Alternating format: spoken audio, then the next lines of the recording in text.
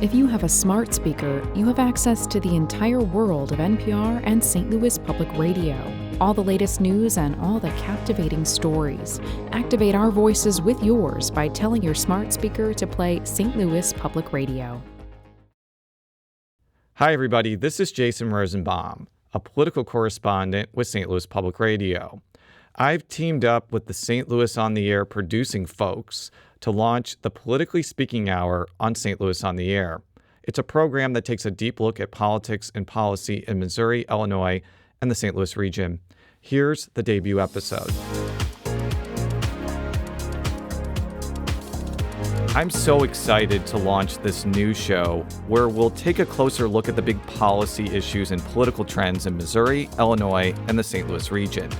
State and local government plays such a massive role in our lives, but oftentimes people don't know how it works. And my hope is this program, monthly for now, will make politics and policy more understandable, making you more informed and armed with the knowledge to make our communities better. I've spent the last 17 years as a political journalist, including about 5 years covering the Missouri General Assembly. And even though every state representative and state senator seems to think they're extremely important, there's only one person who is truly critical to the legislative process, the Speaker of the Missouri House. Good afternoon and welcome to the last week of session. Will everybody in the House and the galleries please rise, and we'll begin our day with a prayer by Representative Dan Stacy. That's Dean Plocher, the current Speaker of the House. He's not just responsible for banging a gavel to open up session, but also for steering legislation and organizing the House's committees. The Speaker can kill any bill or fast-track something they feel is a priority. Since the advent of term limits in the early 2000s, most speakers have typically served for 2 to 4 years. When Plocher leaves the House after 2024, House Majority Leader Jon Patterson will take his place. But Plocher has been under immense scrutiny this week after the Missouri Independent reported he received travel expense reimbursements from the Missouri House that had already been paid for by his campaign. While Plocher has chalked the expenses up to administrative errors, he's facing bipartisan calls to resign, and that's putting more of a spotlight on Patterson. Patterson is a Republican from Lee's Summit, which is just south of Kansas City. And he's taken an unusual route to Missouri politics. He received his undergraduate and medical degrees from the University of Missouri-Columbia, and he put his career as a surgeon on hold as he began to rise in the Missouri House, culminating earlier this year when his caucus selected him as the Speaker designee for the 2025 to 2026 session. I spoke with Patterson last Friday before the revelations about Plocher's expenses came to light. Representative Patterson, welcome to the Politically Speaking Hour on St. Louis on the Air. Jason, thanks a lot. Glad to be with you. Really glad to be here. When you ran for the Missouri House in 2018, did you expect that you would get to a point where you were on the precipice of becoming Speaker? I did not. Just when you're elected, you're just trying to figure out how things work, where the bathrooms are, and trying to learn the process. I never thought in a million years that I would be the Speaker. I just wanted to go there and learn the process, try to get some things accomplished. But no, I never sat there and thought, gee, I think I could be Speaker someday. Nobody gets to the speakership all by themselves. Who were some people that helped you along the way as you rose in Republican leadership? There were so many people that helped me, but just off the top of my head, Jean Evans, she works in the education space now. She's been a great friend and kind of a mentor and just someone with great ideas. I still keep up with former Speaker Elijah Haar. He's been great, but there have been so many people, just members, family people, and along the way, people in politics, despite what people say, people are pretty nice, and they're always wanting to help you and give you advice. And I've gotten advice from a lot of great people. My state senator, Mike Searpoy, he'd be one. He's been a mentor to me, and everybody's just been very good to me, and I'm very thankful for that. My understanding is the speaker gets to pick out their own gavel. We learned that from Elijah Haar. Have you heard that? Oh, really? Yeah. No, I had not heard that they get their They got a gavel. Is your gavel going to be black and gold because it's a great day to be a Missouri Tiger? I can't think of a better. Now you have me excited. I'm going to go try to find a black and gold gavel. But yes, I think having anything Mizzou at the Capitol is a good thing. So after you get handed the Speaker's gavel in 2025, you will become the first person of Asian descent to ever hold the office. In fact, every single speaker up until you will have been white. What does this mean to you? Well, I tell people, because I've been asked this, and, I'm pretty casual about race and my race. But I do recognize that there have been a lot of people that have come before me that didn't have the opportunities I had because of their race. So I don't want to discount that at all. I think it's a great thing. I think if someone comes to the Capitol, like school kids and school groups, and they see someone on the dais that looks like them and they're inspired by it, I think it's a great thing. And it's a good thing for Missouri. We are a diverse state. If you travel around, there's diversity there. And so I think if we have it in the upper ranks of our government, I think it's a good thing. So I was doing some research, and the Pew Research Center found that 6 in 10 Asian Americans identify as Democrats. You are clearly in the 40%. You are a Republican. In the proud 40%. Why did you decide to become a Republican? I think just the things that I value in our government, and this is not to say that Republicans have all the answers or Democrats have all the answers, but just things, the experiences that I've had, I think I just align more with that. But my brother is a ultra liberal, Democrat.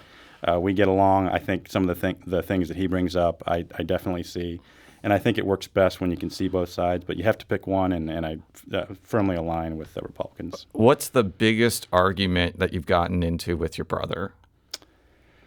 Oh, probably. I think guns are always a hot topic. Anytime you're kind of dealing with conservative versus liberal.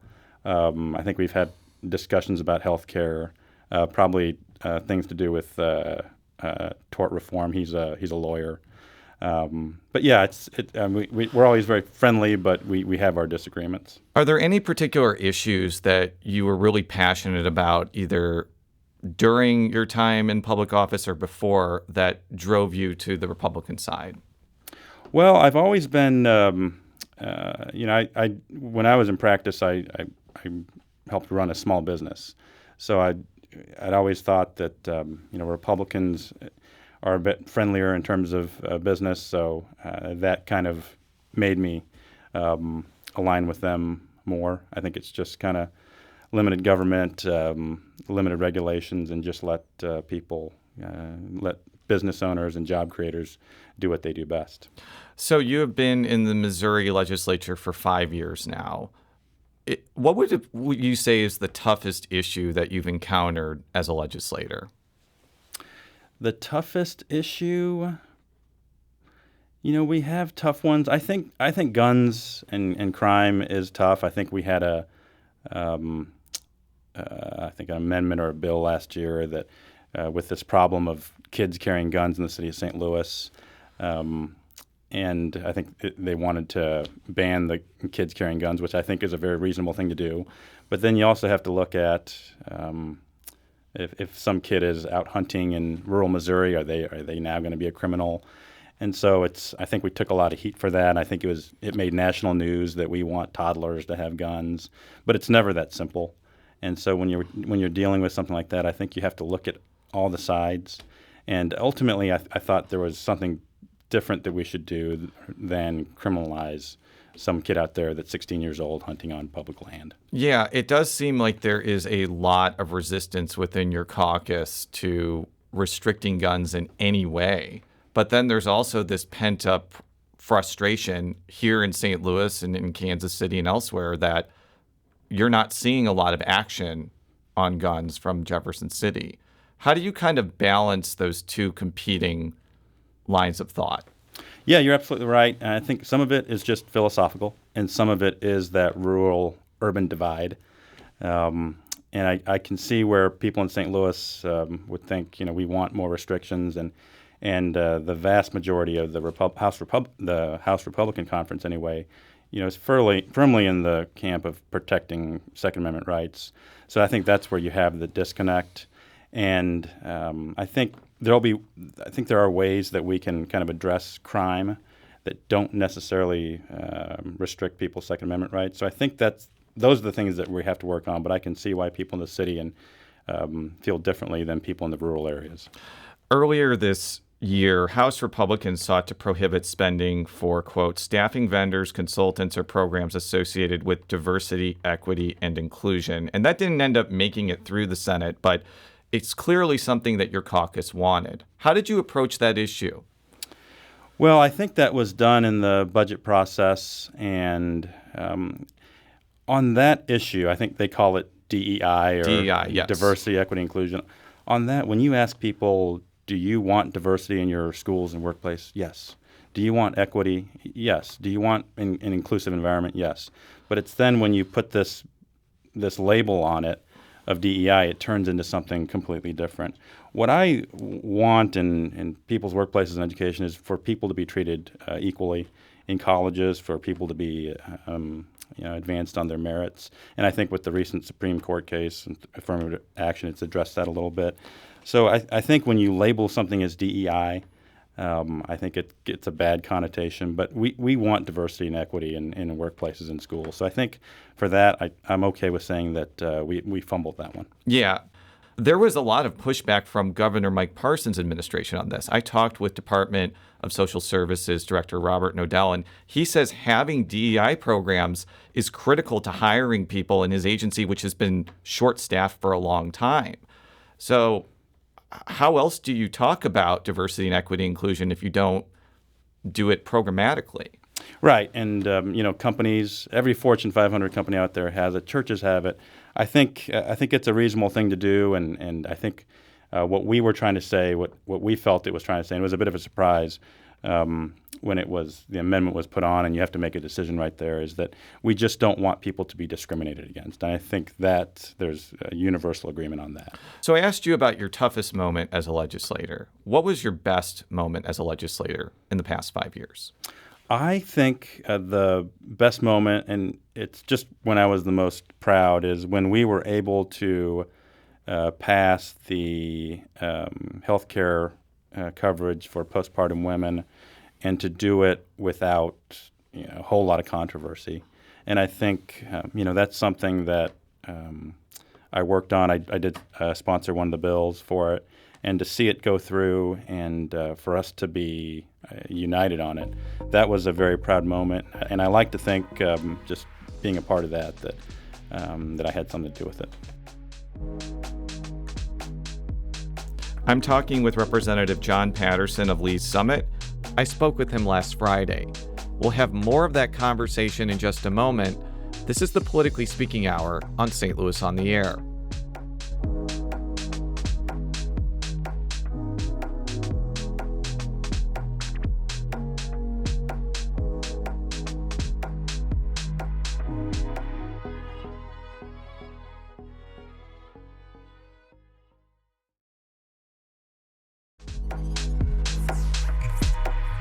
Welcome back.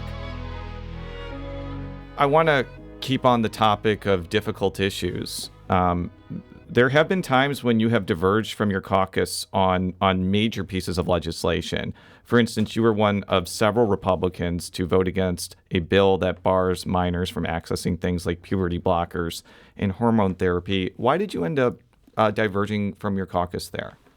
Well, we're not a monolithic group. We're all.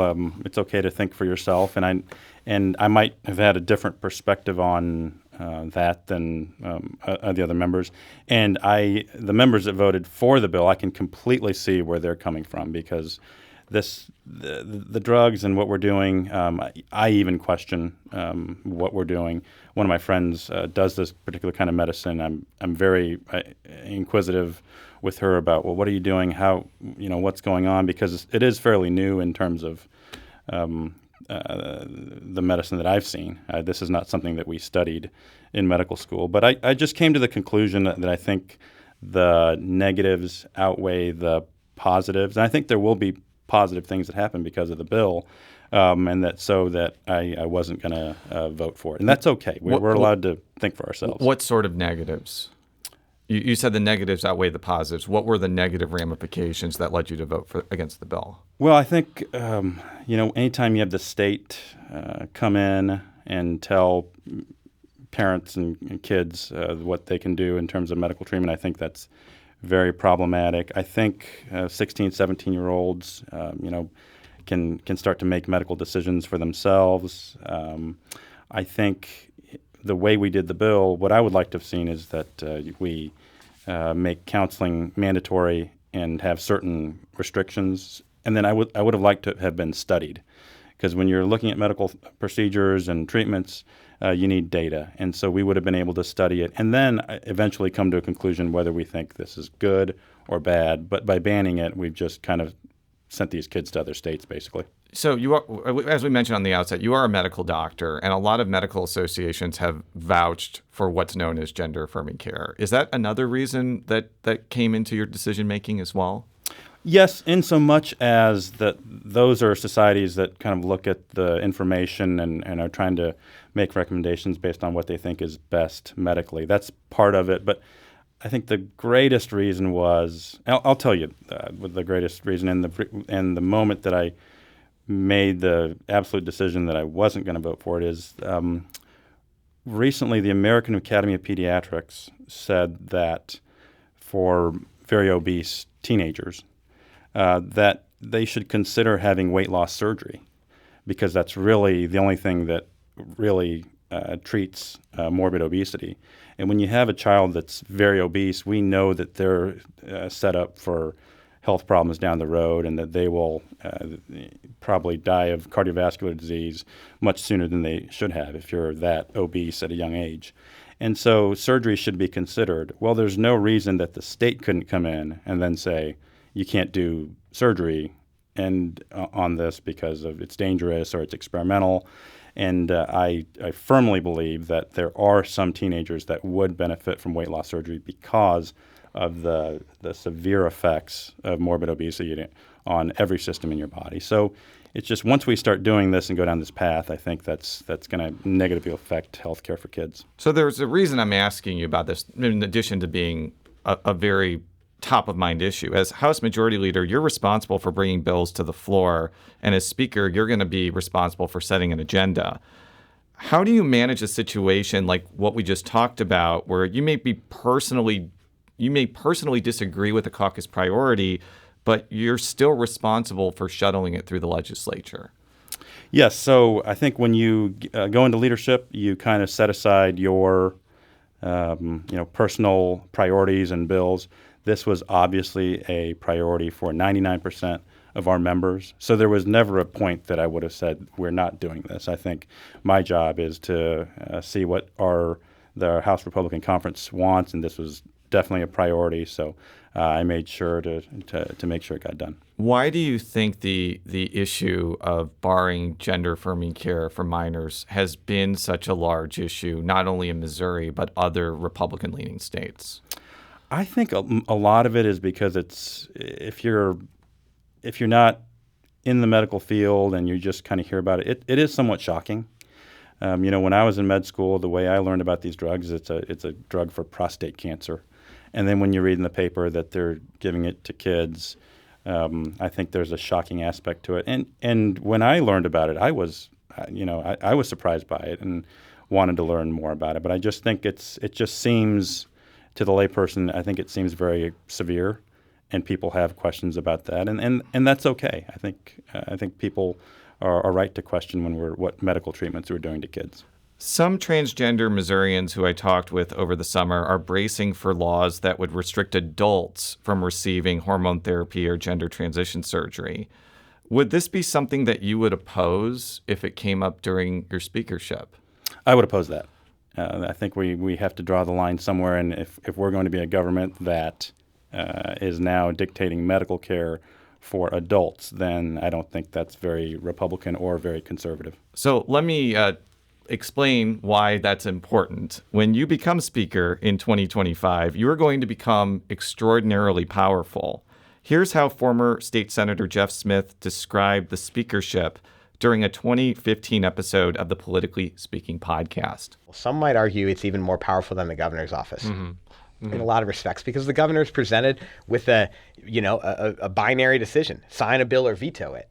And the person who really shapes that whole piece of paper, that document on his desk, is the Speaker of the House. Nothing a Speaker of the House that a Speaker of the House does not want to become law becomes law. Yeah. If they want to kill something, they have 15 different stages of the process where they can kill it. They can prevent it from ever even going to a committee. They can find a friendly senator, and this is how Rod Jett and I became close. He needed to pretend that he was supporting certain things that he really didn't want to become law, and so he would let them pass the House and then find a friendly senator, cut a deal with someone like me to, stand up and talk a lot about the bill, and then maybe a bill that I really cared about that would help the city might find its way through the House mysteriously. That is former State Senator Jeff Smith talking about why the Speaker of the House is so powerful. How do you approach a job where you have so much power and responsibility? I have gotten to know the former senator pretty well. He's become a friend, and he's also someone that has helped me along the way, and I just enjoy always talking with him. Yeah, I think anytime you're given positions of authority, I think you have to have people that are willing to tell you things that you don't want to hear, and I think when you lose that, that's when people in power kind of go off track. So I think you just have to remember what got you there, and listen to people that and hear things that you don't necessarily always want to hear. I'm talking with Representative Jon Patterson, the Republican Majority Leader of the House, who will become Speaker of the House in 2025. Smith also mentioned that the Speaker is often burdened by demands of scores of interest groups. He or she has to deal with criticism from all corners of the Capitol. How do you plan to approach this job without going completely insane? And here's where I think medical training is kind of helps get you ready for a job like that. And I've told this to doctors groups, but being speaker or being floor leader is a bit like being the chief resident. And so you have all these residents, and it's your job to deal with all their complaints. When they're behaving, to give them pats on the back. When they're misbehaving, to kind of come down on them. You have to take criticism from all the attendings and all the people that are there. And so I think you just have to kind of take it one person at a time. You can't make everybody happy. But if you're willing to listen, I think former Representative Roy Rowland, I just recently met with him, and he told me that someone once said that a man would rather have his story heard than his wish granted. And so I think in those kind of positions, you do a lot of listening. And that's what I've tried to do as floor leader, and I expect that's what I'll do as speaker. Do you have any general priorities at this early juncture that you would like to prioritize when you become speaker in 2025? Yes. I was recently on a trip to Japan with the governor, and the businesses that we all met with, they all said the same thing one after another. We need good infrastructure. When we're moving our products from Missouri to other parts of the state, we need roads and bridges that are world class. We need a good education system for our employees that work there. We need those employees to be safe. And so I think if we just work on those things, we'll have plenty to do. You are a lifelong Jackson Countyan. I won't hold that against you, except for your time at Mizzou, by the way. I want to make that clear. 8 years there. But Republican lawmakers often take an outsized interest in the St. Louis region. What sort of policies do you think you would want to pursue that benefit this region? Well, being a Jackson Countyan, I think prior to politics, I'd been in St. Louis maybe 5 or 6 times, and I never understood what all the fuss was about. I met a lot of St. Louis kids at Mizzou when we were there together. But after being in House leadership, I've had to come to St. Louis so much. I have to say, I love St. Louis. It's an awesome town. I think it's got so much potential, and it's just different than Jackson County. And I'm kind of starting to get to know the neighborhoods, and that's been fun. The thing is, what do you like to do here? Well, why do you love St. Louis? Well, it's got a different vibe, and I think the Italian foods better. Of course, the sports teams are different. I have family here. My brother lives here. So I think it's just, it's a great place to visit. It's a beautiful city. I've gotten to know it, and I think it's got so much potential, and that's why we're focused on it in Jeff City. And so some of the things, I think the two things that we can work on, one is crime and the other is education. And those are things that will affect people in St. Louis. And this is a really important question. Do you have an opinion on Provel cheese and St. Louis style pizza? I'm for it. I like Emo's when I'm here, and it's different.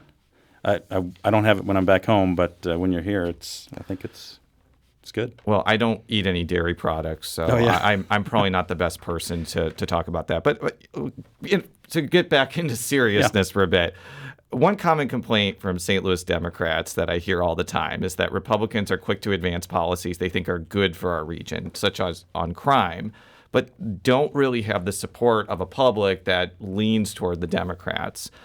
What do you think of that criticism? I think some of it is probably fair. I don't think it's malicious. I think, you've heard it 1,000 times. St. Louis is the economic engine of the state, and I think that's generally true. And so we're all invested in St. Louis being the best city it can be. When these companies overseas are looking for places to come, I think St. Louis is one of the places that they're looking at. And we want these foreign countries to move factories and manufacturing good family-supporting jobs here. So I think that's why we have that interest. But I can see why, if you have a lawmaker from Christian County doing things that affect St. Louis, why they would legitimately ask, why that legislation or why that legislator. Before you become speaker, though, you have to get through the 2024 session. What are some big issues that you expect to come up when you all return to Jefferson City in January? Well, I think people have said that it's probably not going to be the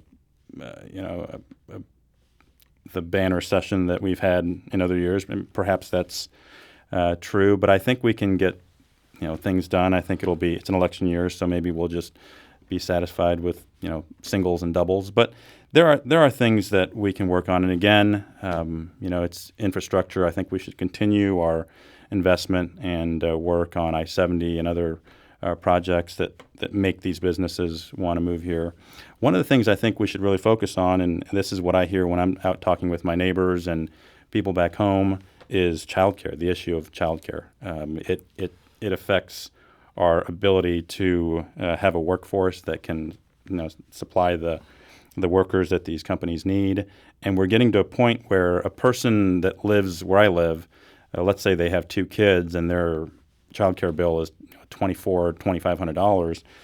At some point, the math makes it where it's just easier and better to stay home. So I think the governor prioritized that last year. I think that's something that we should go to very early in the session, and I think it's something that we should get done for the folks back home that are just they want to work. The workforce is there, but childcare is an issue.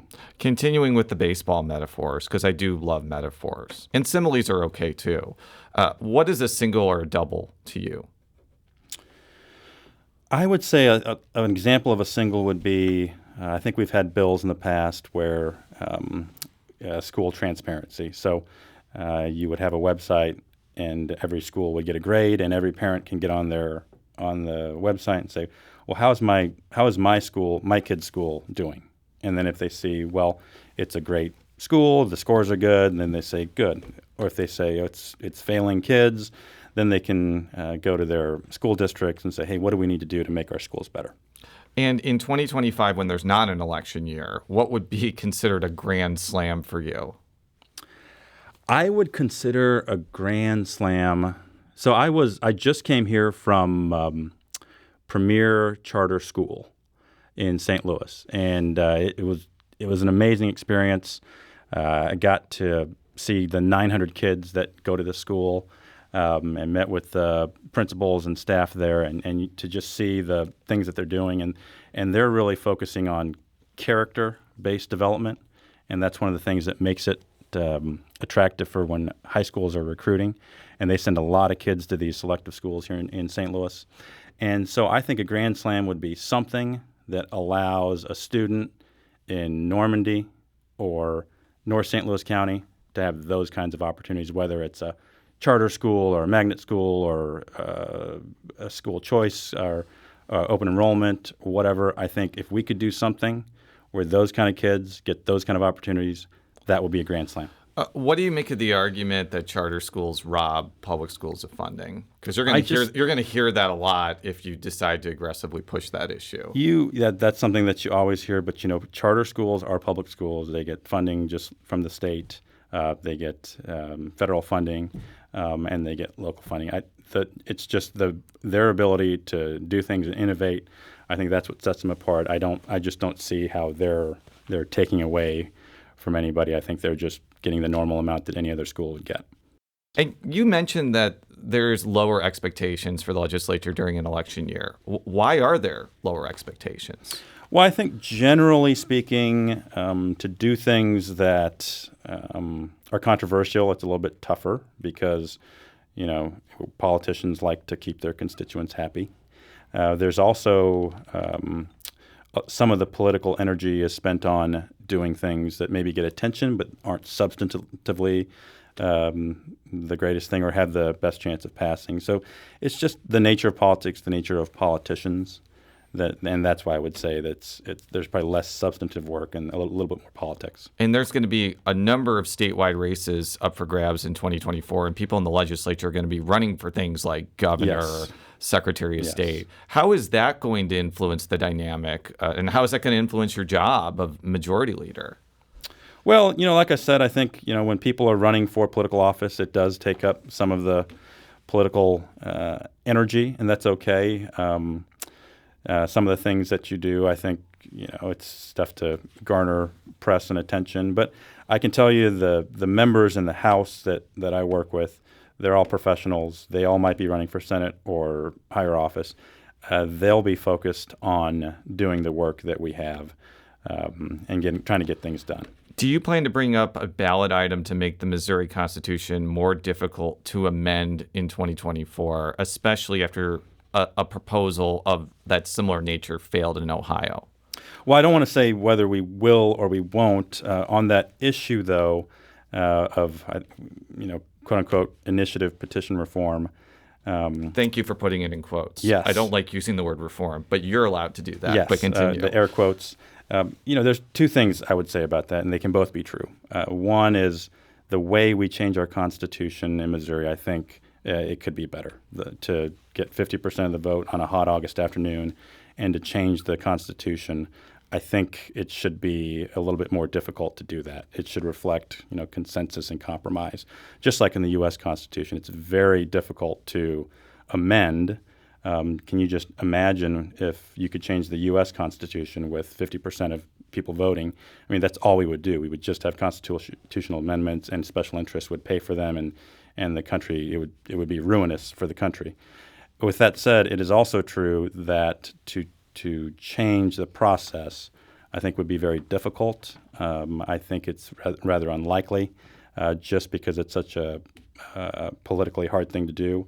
I think citizens back home are generally suspicious when politicians try to make it more difficult for them to participate in the process. So, and I think Senator Rowden, the Senate president, has kind of expressed skepticism already. So I think, I think we will try to work on it, but you have to look at what's happened in other states, and it's probably unlikely. Seems like I was going to say it seems like a maybe, but you're thinking it's unlikely that you're going to bring that up? That it would pass. Oh, that it would pass. At the ballot, yes. Yeah. I mean, you look at Ohio recently, Arkansas, it's a very hard thing to do. State Representative Jon Patterson is a Republican from Lee's Summit and the House Majority Leader, and he will become Speaker of the House in 2025. Representative Patterson, thank you for being with us today. Thanks, Jason. Glad to be with you.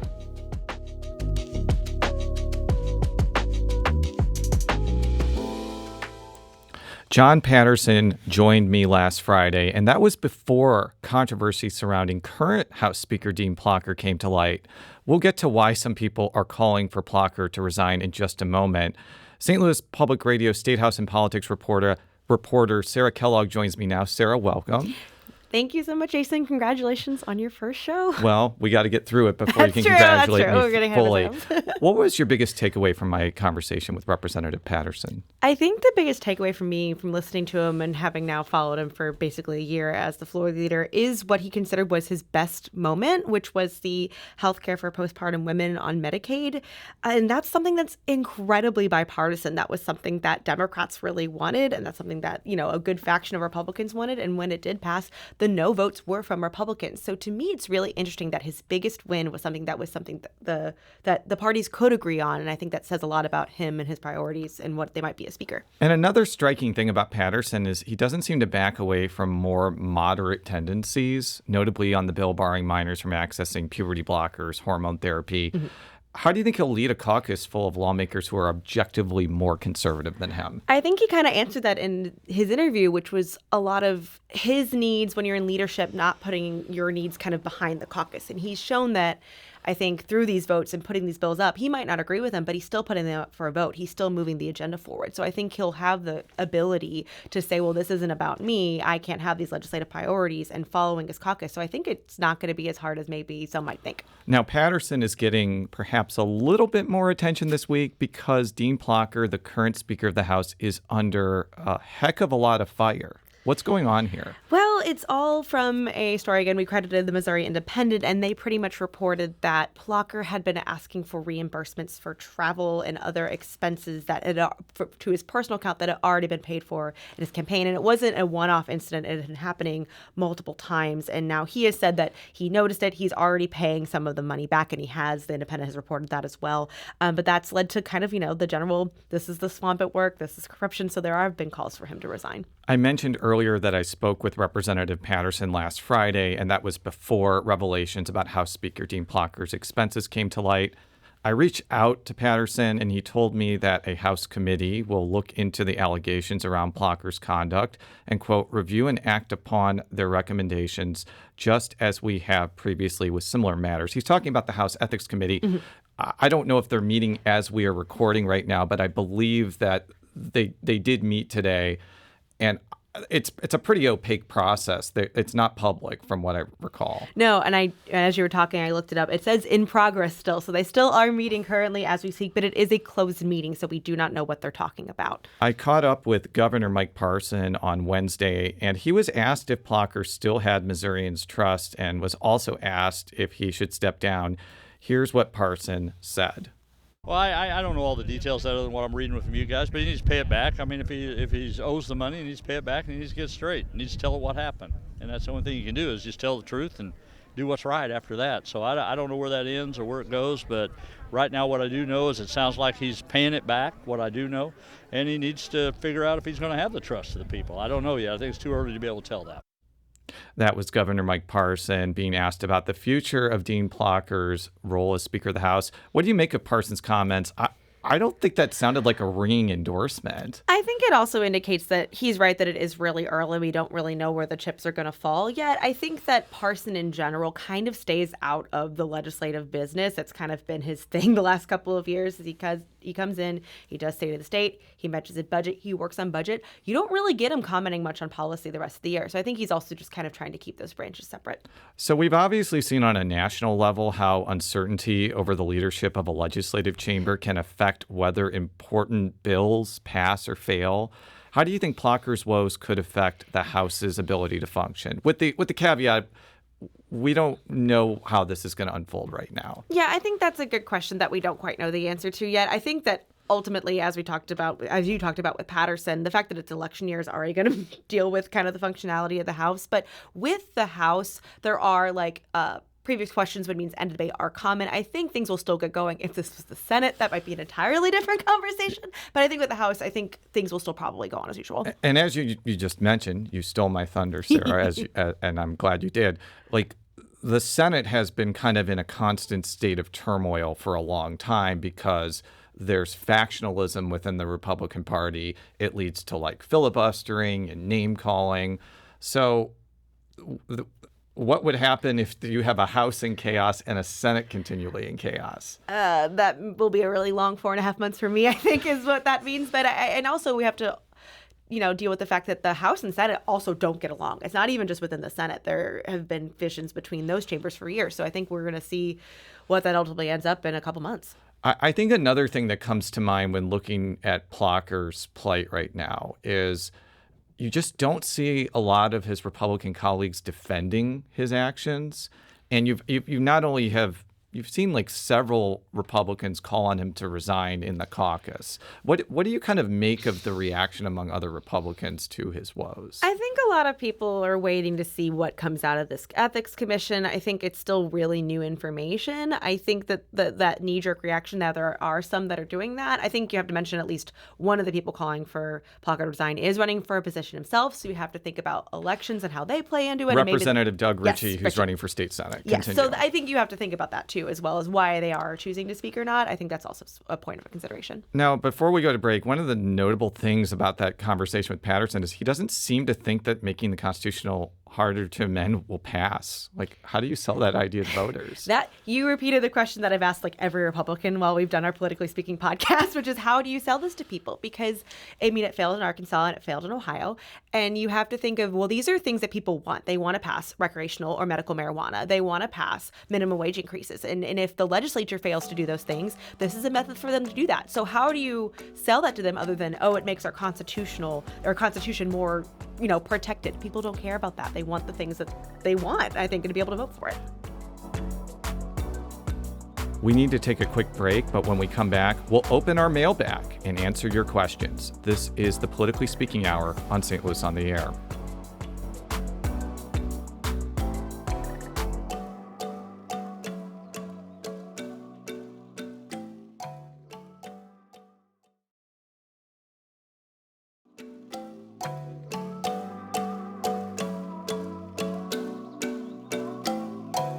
Welcome back to the Politically Speaking Hour on St. Louis on the Air. I'm Jason Rosenbaum. St. Louis Public Radio Statehouse and politics reporter Sarah Kellogg is still with me. And it's time now for our mailbag, where we answer your questions about Missouri, Illinois, and St. Louis politics. And what better way to kick off this inaugural mailbag than from the amazingly named Vice Admiral Walrus from Reddit? What's the vibe on the abortion initiatives getting on the ballot or passing next year?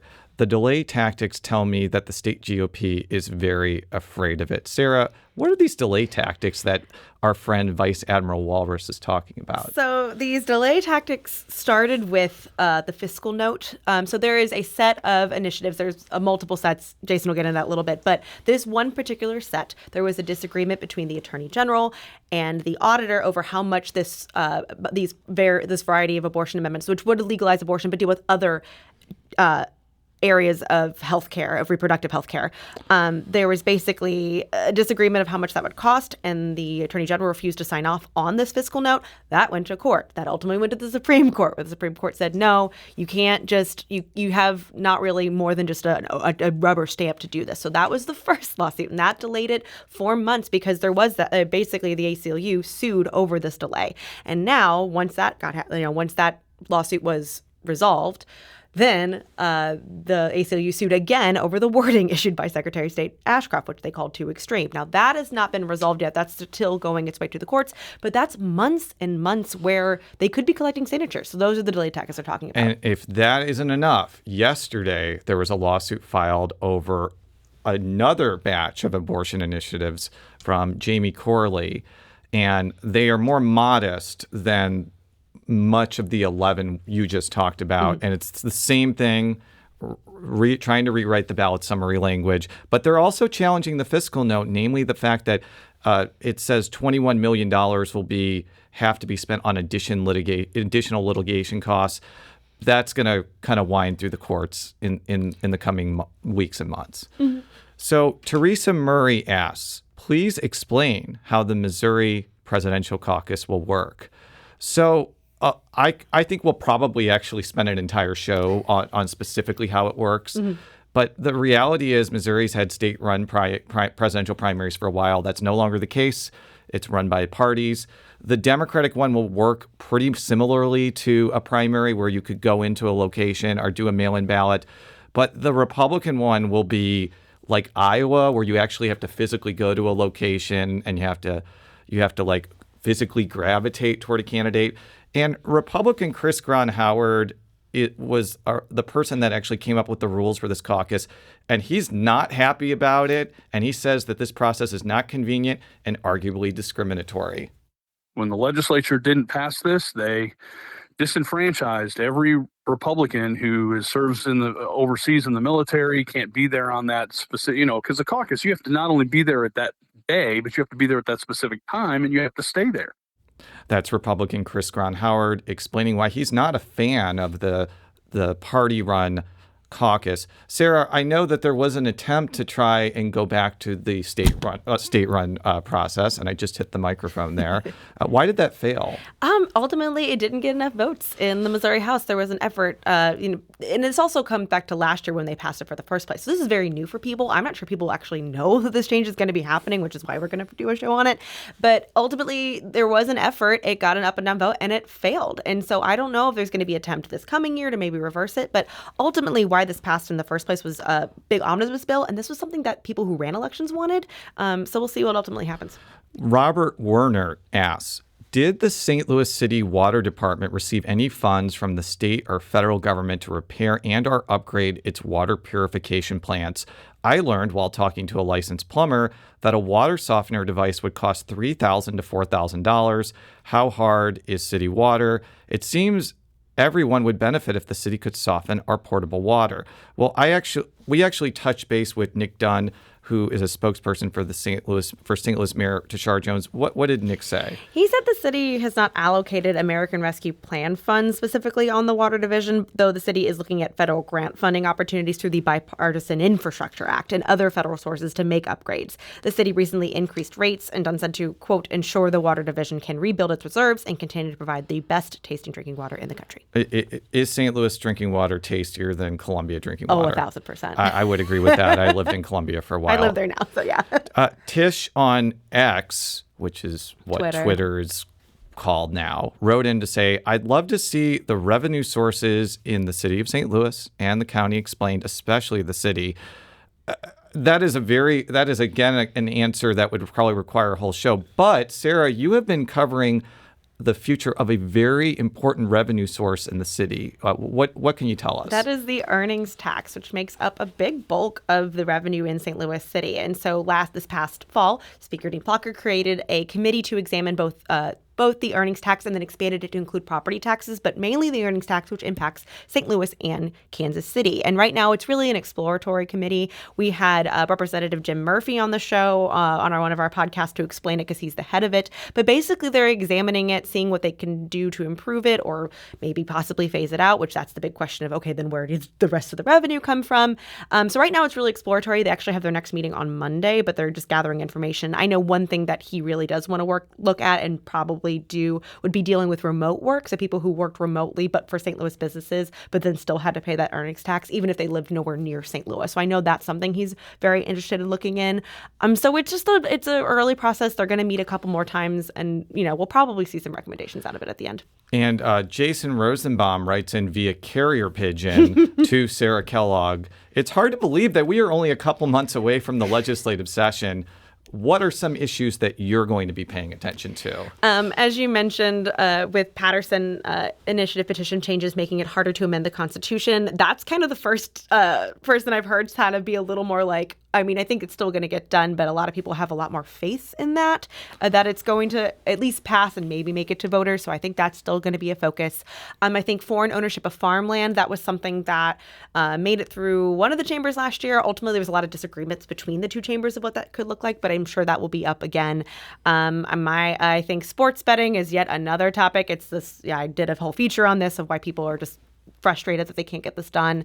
That one might have to wait another year for that one, but I'm sure there will be attempts. So those are kind of the ones I'm thinking. And as always, the budget. We're going to see, this is probably the first year in a couple years that I think the budget is going to be smaller because we're not going to have American Rescue Plan funding to kind of bolster some of these projects. So we're going to see what a maybe possibly smaller budget looks like under Parson as well. Yeah, I know that a lot of people want sports betting to become legalized. I don't know if I'm one of those people because of my well-established disdain of gambling, but I'm not here to decide that. But Sarah Kellogg is St. Louis Public Radio's State House and Politics reporter. Thank you for being here. Absolutely.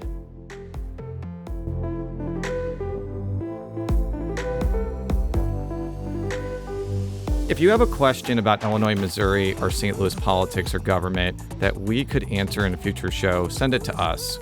Email talk@stlpr.org or call our voicemail line at 314-516-6397. And that is 314-516-NEWS.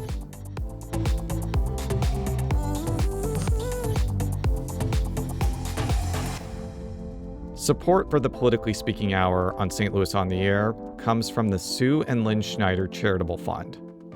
Today's episode was produced by Jason Rosenbaum. Our audio engineer is Aaron Dorr. This podcast was mixed and edited by Aaron. Our executive producer is Alex Hoyer. St. Louis on the Air is a production of St. Louis Public Radio. Understanding starts here. St. Louis on the Air proudly supports local artists by using music from Life Creative Group. Do you find yourself regularly listening to episodes of St. Louis on the Air? Suggest us to a friend you think might enjoy our conversations.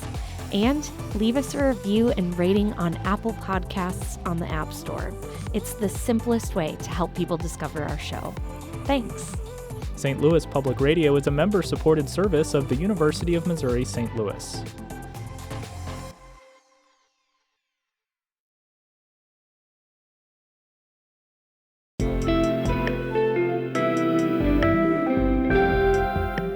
The Gateway brings you the day's news each weekday from around the St. Louis region and the state capitals in Jefferson City. Our schools are accredited.